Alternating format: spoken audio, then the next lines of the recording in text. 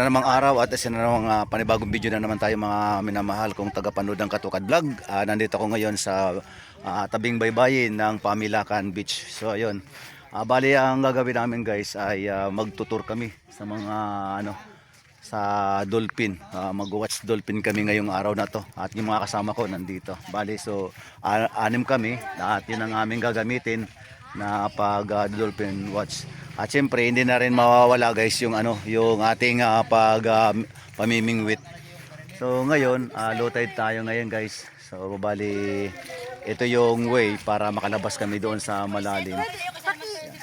At mamaya guys pagkatapos nito baka makapamingwit tayo. Kasi sa araw ng bukas guys punta na kami sa bayan doon sa Bohol mismo. At maaaring di na kami bumalik sa lugar na to kaya susulitin na namin guys yung yung panahon dito. Saan pa kami pwede pumunta? Yung magandang pizza, yung white sand, yung si sand Ma'am bar na Jessa. mahaba. Okay naman dyan. Good morning. So i-update ko kayo mamaya guys sa aming pag-watching watching talaga yun. At pagkatapos guys ng magagandang tanawin, nagpapasalamat din kami sa lugar ng Pamilacan kasi nga hindi kami nabigo guys na makita namin ang napakaraming dolphin. So pagkatapos na ito ay ikot na naman kami guys sa buong isla ng Pamilacan. Pauwi na kami guys.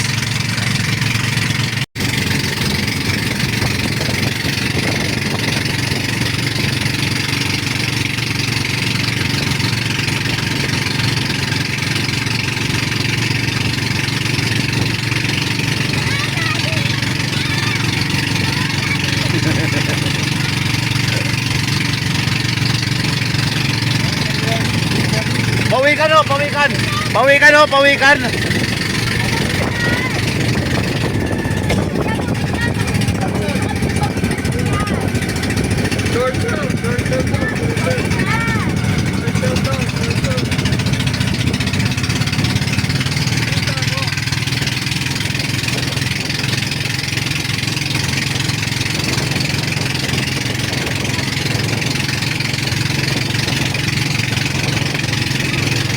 Mayroon pang isang area guys. Ayan bali mga cottage sa ibabaw ng mga rock formation. Ayan.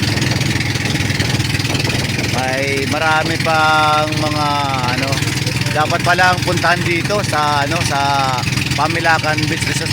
Hindi lang pala yung aming puntahan may magandang mga lugar kundi dito pala sa likod marami pa. Ayan. Ang gaganda pala dito guys. Kaya pala maraming mga foreigner dito na pumupunta. Madami pang magaganda talaga.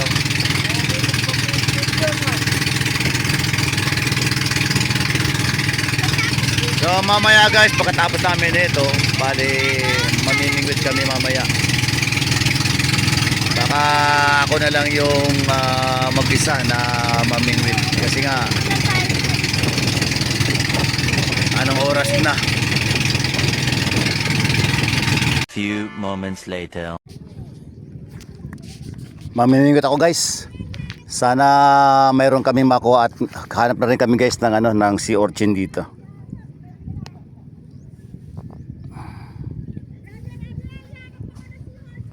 Oh, sige. Maghanap ako sea urchin.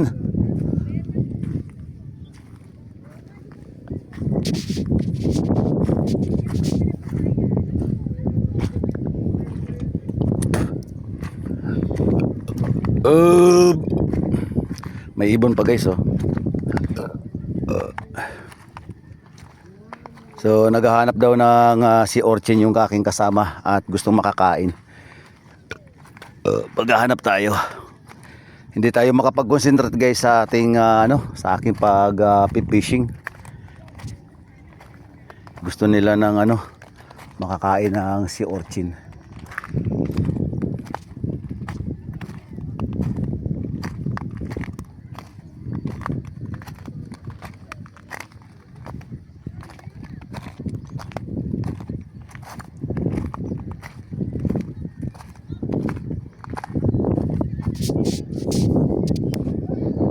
Ang oras natin guys, alas 11 na ng tanghali at masyado nang mainit dito sa tabing baybayin.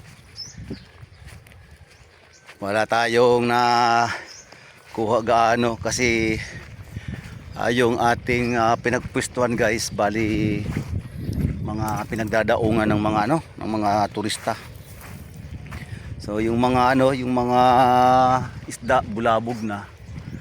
Kaya tapos low tide pa, tanghali pa. Sabi ko nga na mga busog na yun, nagsipagkain na. So mas maganda talaga sana guys kung kung mamimingwit mga umaga pa lang, mga alas 7 ng umaga kasi magutom yung mga isda.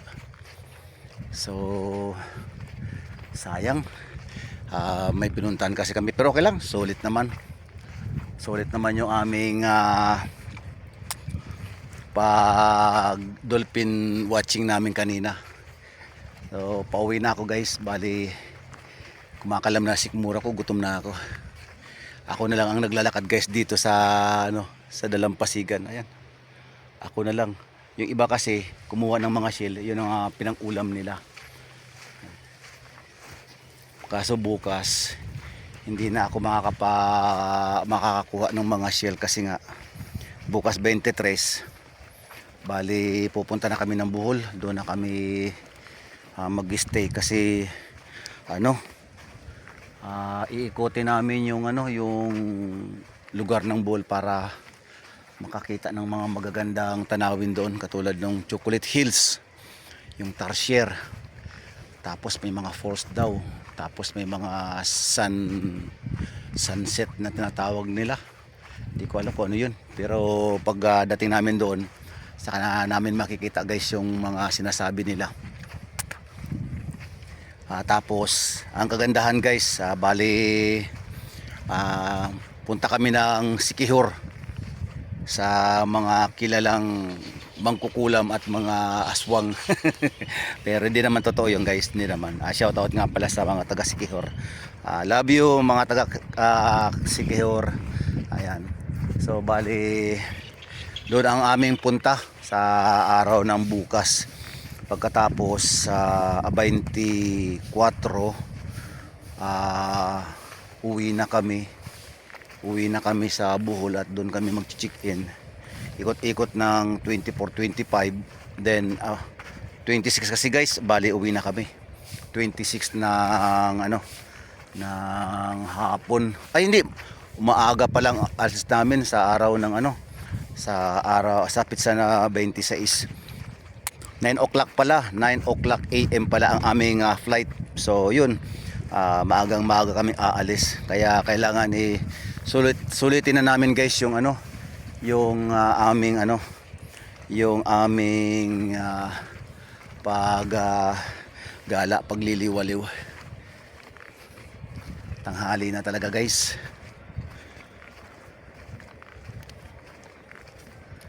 Yun, medyo malapit na tayo mga katokad friends. Good morning po.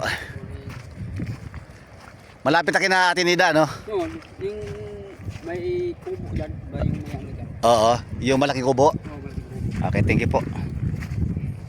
So, shoutout po sa inyo. Anong pangalan niyo po? Junior. Junior. Shoutout sa iyo, John.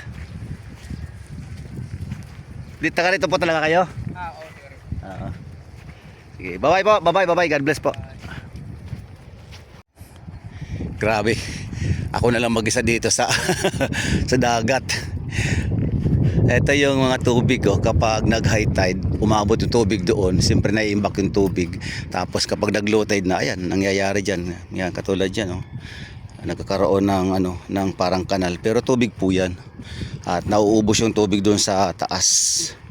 Ayan, ganyan po talaga guys yung ang mga dagat na pataas ang buhangin. Dati ganito sa amin guys, sa amin sa Bicol. Pero nung nag-high tide sa amin, winas out yung yung mga buhangin. Kaya pantay na yung aming dagat. Kapag tumaas ang dagat sa amin, yun, kapag lumaki ang alon, nakapasok sa amin na. Pero dito, mataas pa rin. Ayan. Mataas. Medyo malayo-layo pa ako guys. Malayo-layo pa ako. Pero okay lang. Ano lang tayo rito. Chill lang tayo rito sa lugar na to. Kasi yun, may yun, pumasok na. Hello. Ay, wala na, pumasok na siya, guys. Ayan, wala na. Pumasok na. Ito, sira na yung pinaka niya. Naputol na. So, doon pala kami sa dulo. Layo ko pala, guys. Layo pa ng aking lalakaran. Grabe, so okay lang. Layo pa. Ang pagkakaalam ko kasi yung dyan yung pinaka malaking ay ito na, malapit na pala ako, guys, kasi nakita ko na yung pinaka doon, yung pinaka puno doon sa sa may bato. Ayan. So gusto kong pumunta doon. Sayang hindi ako nakapanguha ng shell.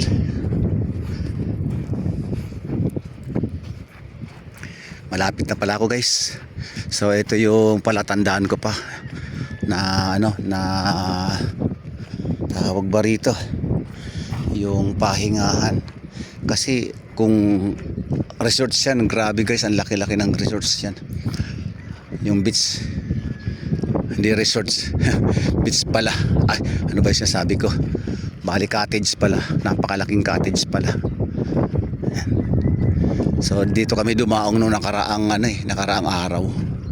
Ayan, dito kami dumaong. Tapos diyan ako naghanap ng mga kunting shell lang, kasi madali lang naman yung aking pangunguha, kasi yung mga kasama ko nagmamadaling umalis. Sayang. Yun pa naman yung gustong gusto ko pag ako pumunta, guys, sa probinsya. Bali gusto ko na gawin yung mga dapat na gawin, kasi pag nakauwi ng Maynila, wala na. Yan na naman, back to normal na naman sa trabaho. Ayun, eto na yung palatandaan. Eto, yung bahay na yan. Kapag nakita namin yung bahay na yan, gustong sabihin yung may umuusok na yun, malapit na kami doon.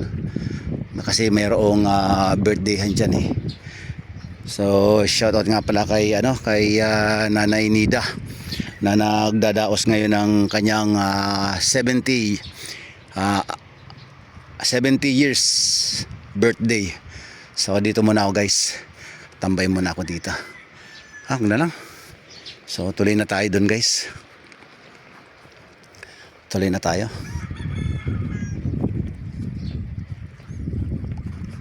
Pero mas gusto ko munang mag-standby dito. Gusto ko mag-standby dito.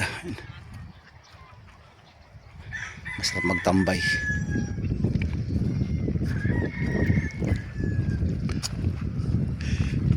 Ito yung mga ginagawang banig. Yan. Matatalim yan, guys. Ginagawang banig to Ito yung talim niya.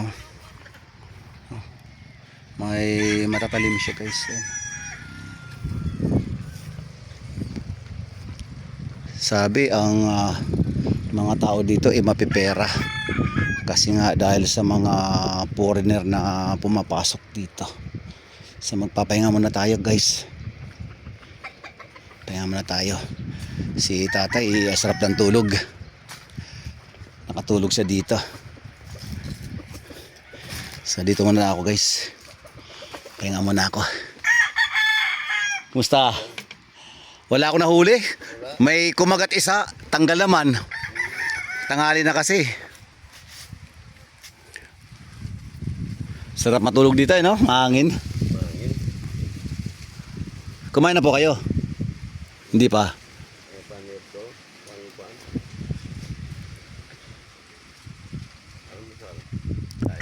Yung almusal pa lang.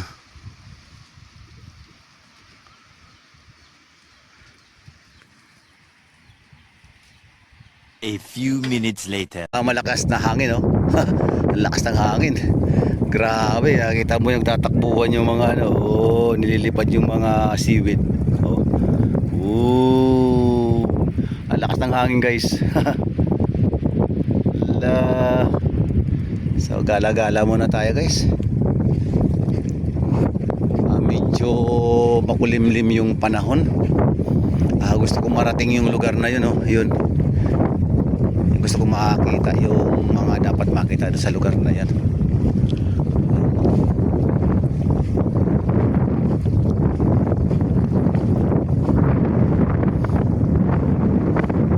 Sarap maglakad sa buhanginan. Alam nyo mga katukad friends, sa totoo lang, bali yung pakiramdam ko dito nung nasa Manila ko, ang sakit ng mga balikat ko, bato, likod. Nung kahapon saka ngayon, naramdaman ko na wala yung mga sakit ng aking mga balikat. Lagi kong iniinda yun, na iniinuman ko ng mga gamot pero hindi nawawala. Pero dito wala naman akong iniinom na gamot, nagkandawala yung mga sakit ng katawan ko. Iba talaga yung ano iba talaga guys yung probinsya. Napaka ang dulo talaga ng probinsya sa katawan, napaka ganda. Kaya yung may mga edad talaga dito, isipin mo yung mga matatanda talaga sa probinsya, nasa 70-80, pero yung mga mukha nila mga ano pa rin mga wala pang kulubot, mga fresh pa rin sila. Grabe. Oo, totoo lang guys, dito sa Bohol nakita ko, meron nga ako nakita na nasa nasa 80 maigit na, pero walang pilikis yung mukha. Kaya nakakatuwa naman. Pati yung nag-celebrate ng 70 years birthday, wala man lang kakulubot yung mukha. Napakaganda niya pa. Talagang napakasarap ng ng probinsya talaga. Bagay, di naman tayo magtataka talaga kasi unang-una yung probinsya sa pagkain, sariwa, hangin, sariwa, walang pollution. Sarap. Tapos kung ano lang yung pwedeng iulam, dyan lang sa tabi-tabi, pwede na. Saka dito, nakakatuwa kasi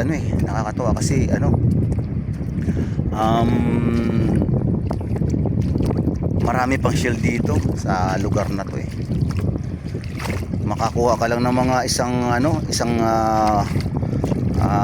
platong mga shell, tapos haluan mo ng gulay. Sus, kasarap talaga. Ang sarap-sarap. So yun guys, meron ako nakita na bali puntahan natin. Baka mga sahang ang nandoon, bili natin. Kasi kagahapon ang nakain ko lang na sahang, isang piraso. So nahiya kasi ako kasi siyempre bagong dating lang kami. Pero bibili ako ng kung sahang mayon doon sa mama na ibibilin ko. Alam ko naman na ang mga shell dito napakamura. Kahit na kahit na 200 yan kung marami, o 300 bibilin ko yan. So tara guys, puntahan natin.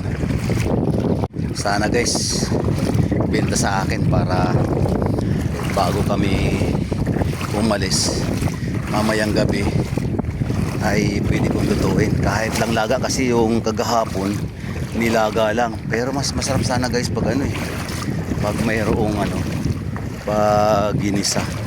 Kasi pati yung sabaw masarap. So lilinisin ko muna guys. So meron pa pala guys na 2 tao doon sa dulo. May nangunguha pa rin. Hindi ko lang alam guys kung ano yung kanila makinukuha doon. Kanina pa sila doon nakaupo kaya. So bali sundan natin si Busing. Tingnan natin kung ano yung mga pinagkukuha nila dito. Pa high tide na guys. So maabot na. Ito kasi pag low tide, kitang-kita mo yung makakalakad ka dito ng walang tubig. Kasi kagahapon naabutan namin na walang tubig dito. So low tide siya. So talagang abot talaga ako ng mama. Pero at least tayo guys sa sa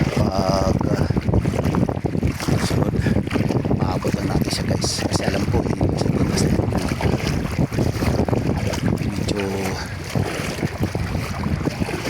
sana tayong abutan guys ng lalim. Bagay yung short ko guys, basa na sa pinamimitan ko. Nakakalungkot kasi wala tayong nakuha. May kumagat isang piraso, ano naman, tanggal naman.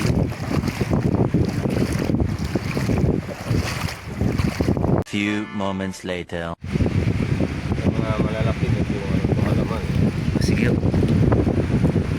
Kapag may mga malalaki, Ayan, yung malaki na yun.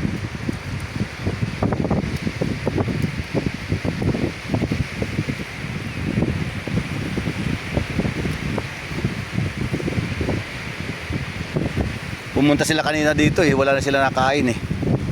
punta sila. Oo, gusto nilang makatikim. Hanggang sa umuwi, walang nakain.